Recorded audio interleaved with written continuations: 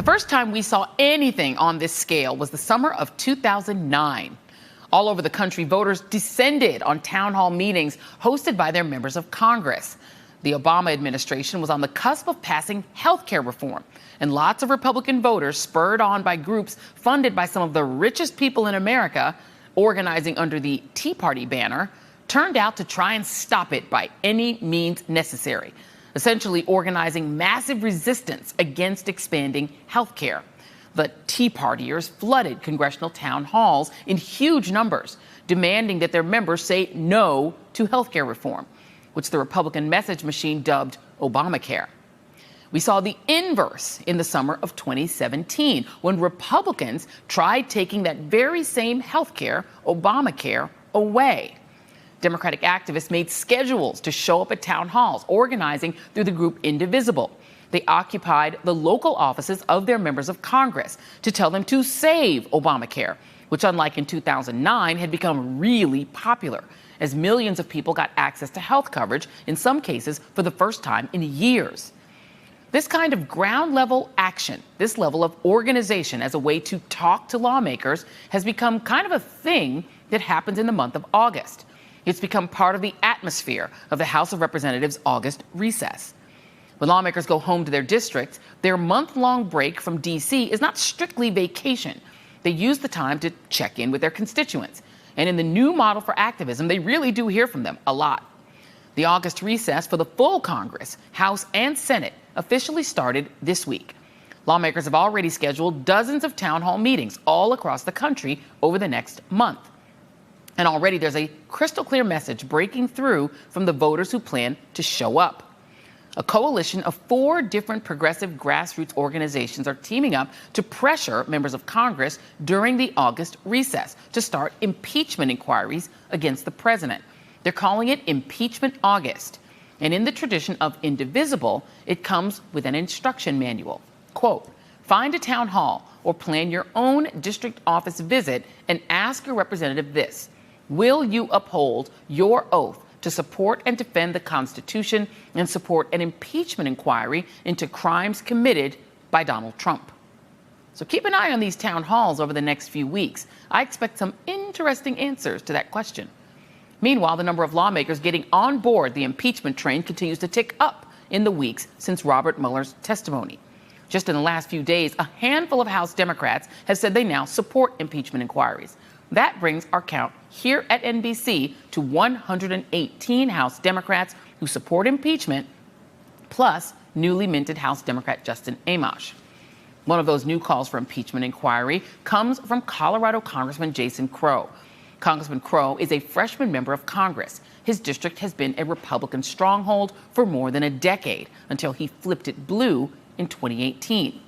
Which means coming out for an impeachment inquiry is kind of a gamble for a Democratic congressman running for re-election in a recently red district. Congressman Crow says, quote, I didn't run for office because I dislike Donald Trump. I ran because I love our country. It's that same pride in our democracy and respect for our Constitution that fuels my support for an impeachment inquiry. And joining us now is Democratic Congressman Jason Crow from Colorado. Congressman Crow, thanks so much for being here. Hi, Joy. Thank you for having me. And I know there's a slight delay just for the audience to know. So there was some surprise among members of the media when Justin Amash, who also, he comes from a Republican district and he still was a Republican at the time, went to a town hall and heard, just an uprising from people in that town hall about Donald Trump and about the things that he is accused of doing. Have you been hearing from your constituents with regard to impeachment thus far? Yeah, absolutely. I mean, I've heard from my constituents on both sides. I mean, it's a very deeply rooted issue. People have strong feelings on both sides. In a district like mine, where we have a lot of unaffiliated voters, you have people from different backgrounds, and I've had to take that into account in my 7-month process of assessing this issue. Yeah, and I grew up not too far from you, so I know that Colorado can be an interesting state in that it's, there are a lot of people who are hunters. There's a lot of people who sort of lean Republican for a lot of reasons, but then they're environmentalists. People are interesting, right? You don't have a lot, you have some hard rights, but you have a lot of people that are sort of in the middle. When you're looking at impeachment, are you thinking of it from the point of view of the electoral aspect of it, or for you is just a purely principled issue that you think that you'll be able to pull over some of those people who are kind of in the middle, Coloradans? You know, my life has been defined by the oaths that I've taken. I took an oath when I first enlisted in the Army. I took another oath when I became an Army officer, and then yet another oath about 7 months ago when I raised my right hand and joined the 116th Congress. And all of those oaths had the same phrase that I swore to defend the Constitution of the United States. And I've seen people, I've known people who have made great sacrifice to do that. So for me, being where we are now and seeing the actions of this administration, the stonewalling of Congress, I know that for me and for my district, the next steps are to give Congress all of the tools that it needs to conduct the oversight and to hold this administration accountable. And if there's one thing that Donald Trump is alleged to have done that really pushed you over the line, what would it be?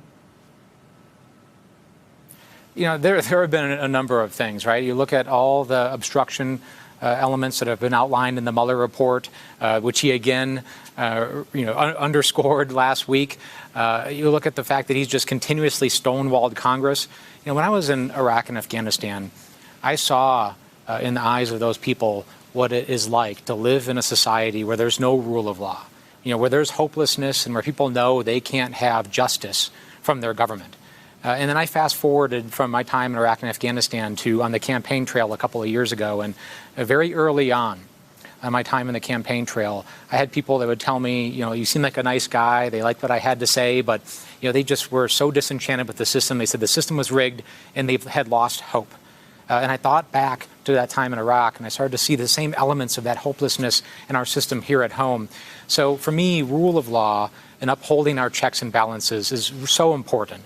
And if this Congress can't do that, if we can't uphold our obligation and rule of law in our system, then, you know, I think we have a real problem. And that's what I know we have to do. Very eloquently said. Congressman Jason Crow, Democrat from Colorado. Thanks so much for some of your time tonight. Really appreciate it.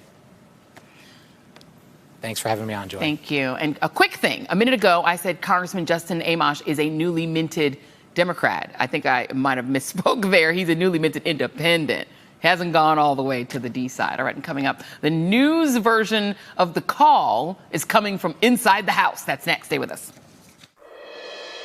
Hey there, I'm Chris Hayes from MSNBC. Thanks for watching MSNBC on YouTube. If you want to keep up to date with the videos we're putting out, you can click subscribe just below me or click over on this list to see lots of other great videos.